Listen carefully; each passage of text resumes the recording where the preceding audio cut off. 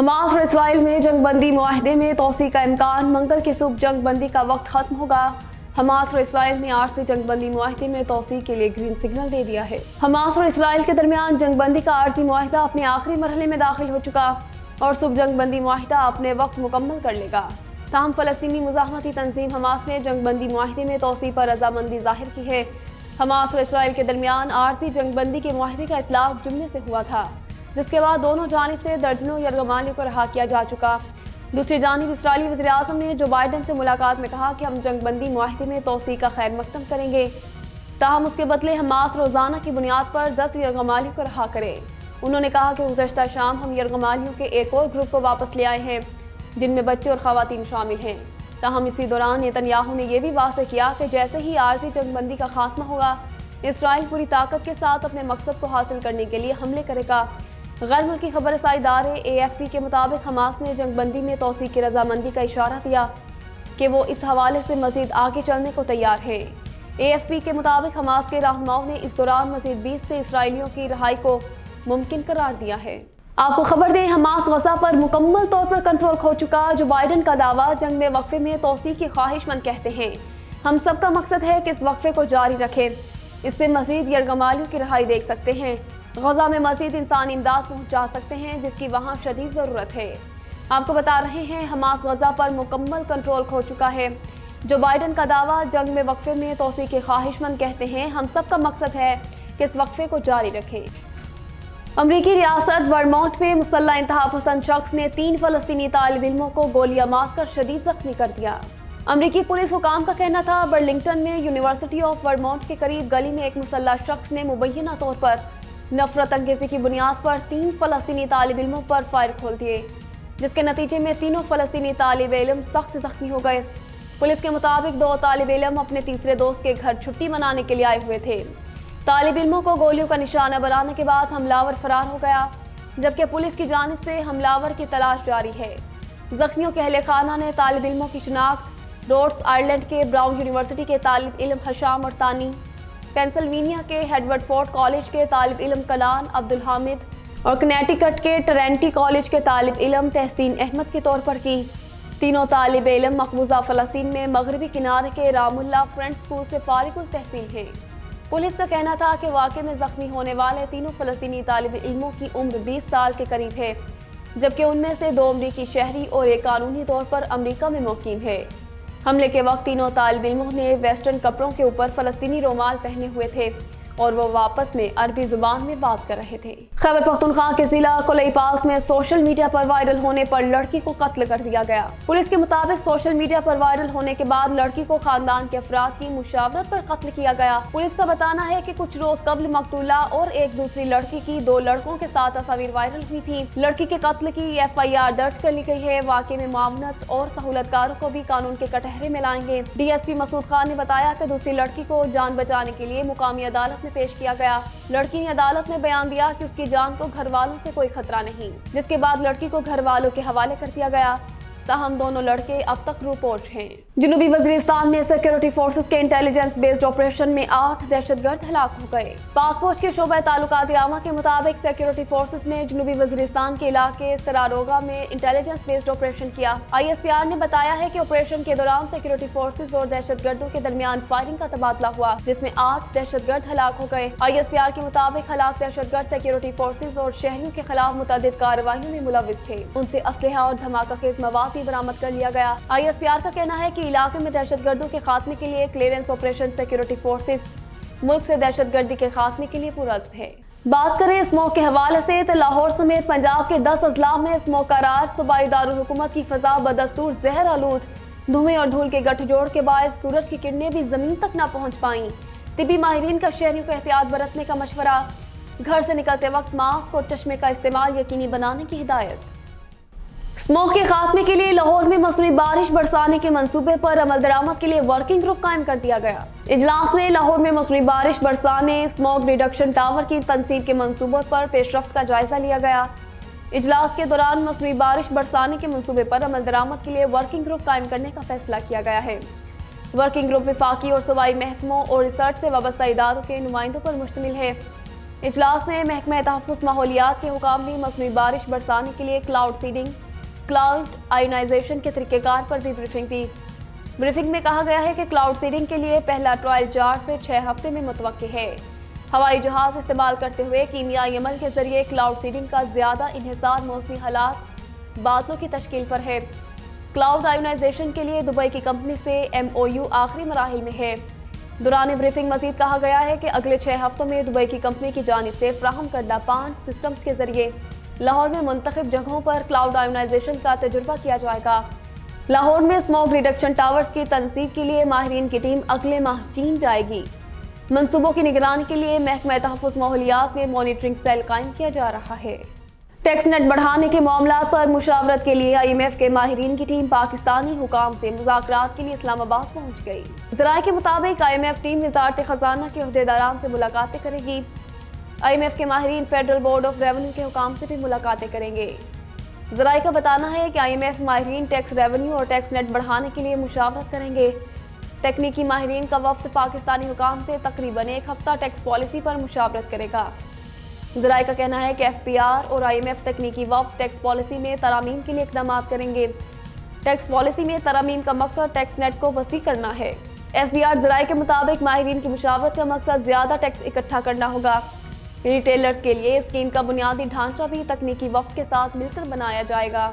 ذرائع کا بتانا ہے کہ مزید 10 لاکھ لوگ ٹیکس نیٹ میں لا کر ٹیکس دہندگان کی تعداد 60 لاکھ تک پہنچائی جائے گی۔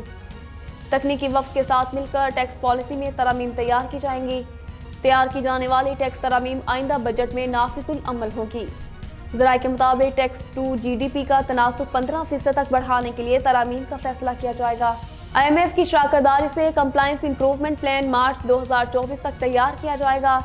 کمپلائنس امپروومنٹ پلان کے تحت رسک رجسٹرڈ رپورٹ اور ڈیش بورڈ تیار کر لیا گیا ہے۔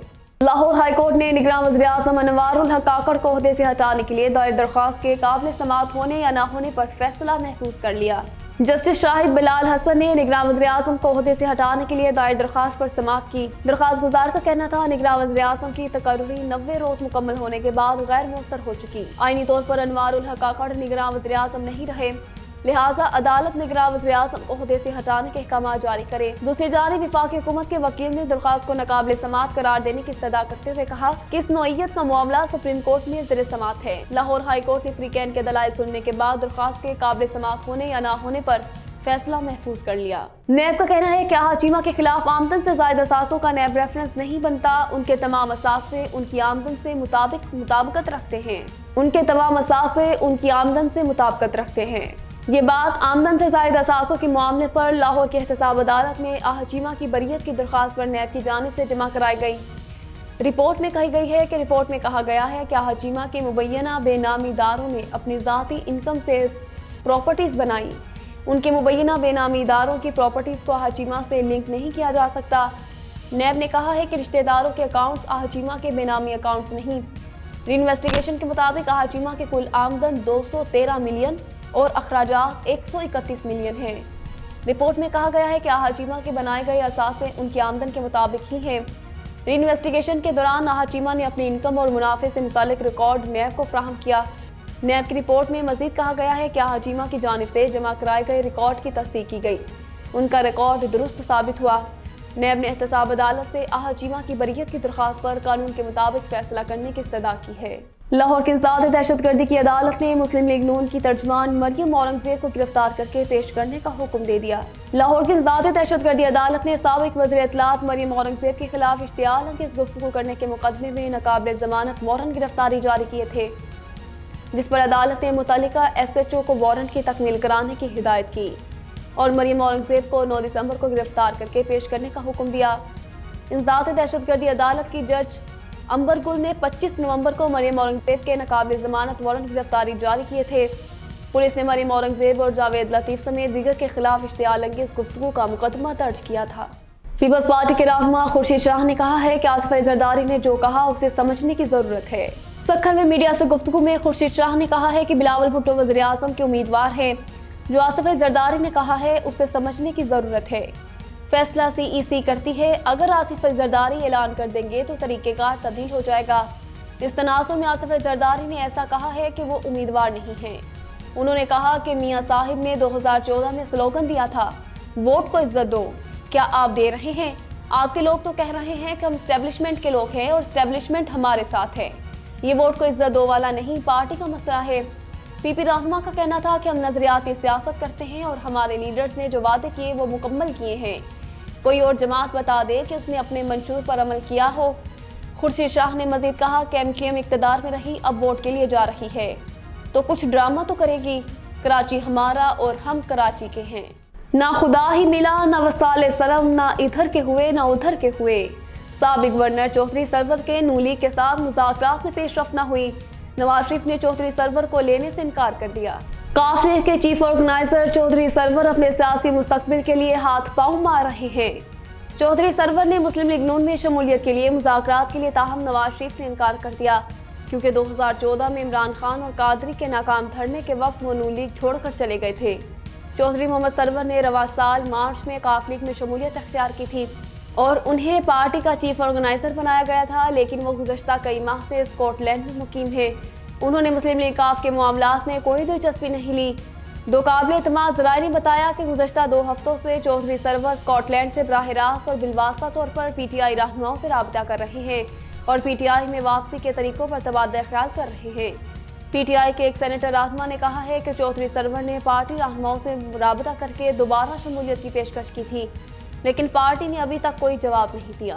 سرکاری اسکیم کے تحت حج کے لیے درخواستوں کی وصولی شروع ہو گئی۔ وزارت مذہبی امور کے مطابق حج درخواستوں کے لیے 15 بینکوں کی خدمات حاصل کی گئی ہیں۔ حج درخواستیں 15 بینکوں میں جمع کروائی جا سکتی ہیں۔ وزارت مذہبی امور کا کہنا ہے کہ سرکاری اسکیم کے تحت حج درخواستوں کی وصولی 12 دسمبر تک جاری رہے گی۔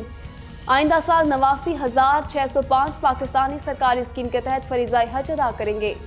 خواتین پہلی مرتبہ محرم کے بغیر حج ادا کر سکیں گی۔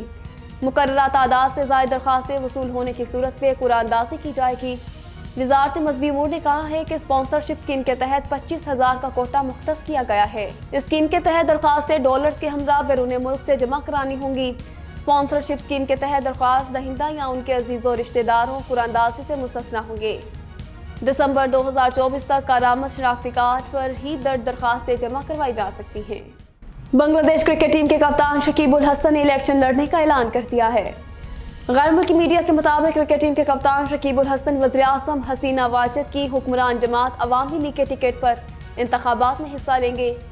شکیب الحسن 7 جنوری کو ہونے والے انتخابات میں اپنے آبائی ضلع ماگواڑا کے حلقے سے الیکشن لڑیں گے۔ شکیب الحسن فی الحال ورلڈ کپ میں سری لنکا کے خلاف میچ کے دوران ہونے والی انجری سے صحتیاب ہو رہے ہیں اور ابھی یہ واضح نہیں کہ وہ کھیل کے میدان میں کب واپس آئیں گے۔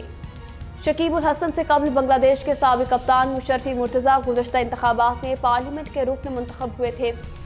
حکمران جماعت نے بھی شکیب الحسن کے انتخابات لڑنے کی تصدیق کر دی ہے۔ قومی T20 ٹورنامنٹ میں پاکستانی بیٹر اعظم خان کو اپنے بیٹ پر فلسطین کا جھنڈا لگانا مہنگا پڑ گیا۔ اعظم خان پر میچ فیس کا 50% جرمانہ عائد کر دیا گیا۔ ذرائع PCB کا کہنا ہے کہ اعظم خان پر غیر منظور شدہ لوگوں کے استعمال پر کارروائی ہوئی۔ اعظم خان کو میچ ریفری نے بیٹ پر فلسطین کے جھنڈے کا اسٹیکر لگانے سے منع کیا تھا۔ اعظم نے جواب میں کہا تھا کہ میرے ہر بیٹ پر یہی اسٹیکر ہے۔ PCB کے مطابق میچ ریفری نے کوڈ آف کنڈکٹ کی خلاف ورزی پر اعظم خان کے خلاف کارروائی کی۔ ذرائع نے بتایا ہے کہ اعظم خان اس سے قبل بھی میچوں سے بیٹ پر فلسطین کا جھنڈا لگا کر کھیل چکے ہیں۔ اسپین میں جاری ٹینس کے ڈیوس کپ مقابلوں میں اٹلی کے جانگ سینر نے شاندار کارکردگی کا مظاہرہ کرتے ہوئے ڈیوس کپ میں 47 سال بعد اٹلی کو چیمپئن بنا دیا ہے۔ ڈیوس کپ کی 123 سالہ تاریخ میں 1976 کے بعد آسٹریلیا کے ایلیکس ڈی منار کو شکست دے کر جانگ سینر نے دوسری مرتبہ یہ اعزاز اٹلی کے نام کیا۔ ٹینس کے عالمی رینکنگ میں نمبر 4 پر رہنے والے جانگ سینر نے اپنے ہفتے کا اختتام 5 فتوحات پر کیا، جبکہ انہوں نے ہفتے کے روز سربیا سے تعلق رکھنے والے ٹینس کے لیجنڈری کھلاڑی نوویک جوکووچ کو سیمی فائنل میں شکست دے کر فائنل میں جگہ بنائی تھی۔ اٹلی کے وزیر اعظم جورجیا میلونی نے جانگ سینر کی فتح کا جشن اپنے ایکس اکاؤنٹ سے منایا۔ انہوں نے لکھا ہے کہ تاریخی رزلٹ، ٹیلنٹ اور کمٹمنٹ کا مظاہرہ کرنے پر اپنے کھلاڑیوں اور تمام سٹاف کو مبارکباد۔ پاکستان کی قومی ٹیم کے آل راؤنڈر فہیم اشرف کے ولیمے کی تقریب ان کے آبائی گاؤں پھول نگر میں دھوم دھام سے انجام پائی۔ जहां मौजूदा और साबिक खिलाड़ियों समेत मकामी सियासी, समाजी शख्सियात और खेलों से वाबस्ता कई अहम लोगों ने शिरकत की। कौमी ऑलराउंडर के वलीमे की तकरीब में साबिक विफाकी वजीर एहसन इकबाल, साबिक स्पीकर पंजाब असम्बली राना मोहम्मद इकबाल खान समेत मुतअद्दिद मकामी सियासी और समाजी शख्सियात ने शिरकत की, जबकि कौमी क्रिकेट टीम के साबिक कप्तान मिसबाउल हक, कामरान अकमल, अजहर अली, अब्दुल रहमान समेत फहीम अशरफ के दोस्तों और रिश्तेदार भी तकरीब में शरीक हुए। नेवी ब्लू रंग का सूट जेब तन किए फहीम अशरफ तकरीब के दौरान आए हुए मेहमानों से मुबारकबादें वसूल करते रहे। ओवरसीज पाकिस्तानियों के मसाइल तरजीही बुनियादों पर हल करने की खिदमत का एतराफ़ New York chamber of small business corporation USA के पाकिस्तानी चैप्टर ने डीपीओ गुजरात को एजाज से नवाजा और शील्ड भी पेश की। New York chamber of small business corporation USA के पाकिस्तान चैप्टर के वफ्द ने डीपीओ गुजरात सैयद असद मुजफ्फर से मुलाकात की। मुलाकात करने वालों में पाकिस्तान चैप्टर पंजाब के कोऑर्डिनेटर प्रोफेसर शफीक भट्ट, गुजरात के Aftab Hussain, media secretary Naila Nadeem, DPO Gujarat के पीआरओ मोहम्मद आमिर और सहाफ़ी राजा रियाज रासिक शामिल थे। New York chamber of small business के वफ्द ने डीपीओ गुजरात की ओवरसीज पाकिस्तानी के मसाइल के हल में काविशों को सराहा। इस मौका पर उन्हें एजाज़ी शील्ड पेश की।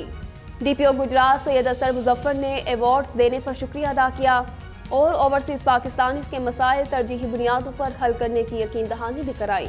खबरें आपने मुलाहिजा की, देखते रहिए पाक वतन टीवी।